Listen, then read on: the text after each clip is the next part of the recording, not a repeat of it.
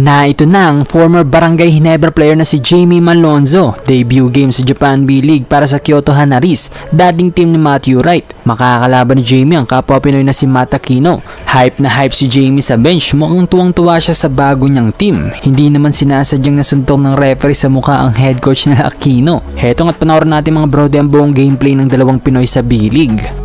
得点力高い選手が得点取れてないのでベンチ下げられるとちょっとリバウンドはジャクソンが拾った。ジャクソンが拾って、隙を与えずに京都がアグレッシブに攻めていった。マシュアキの個人ファウル1つ目です。チームファウルはすでに5つ出しています。古川選手はい、プレッシャーをかけていった。してましたからね、こうやって、はい、ただこれミサコ渡辺パス、ヒース、ドリブルついてからマロント。期待値の高いところで抑えられたっていうところで、タイムアウトっていう。外だ、スリーポイントシュート。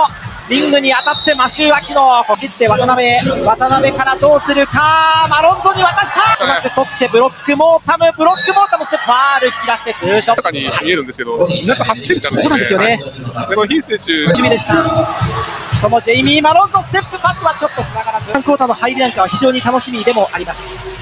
京都市体育館から5分の4っていう得点が、はい、このベンチポイントをこう浮かせて切り替えてブロックも多分ドリブル回ってまた決め、ステップパスからマロントが打つスリーポイントシュート、リングに当た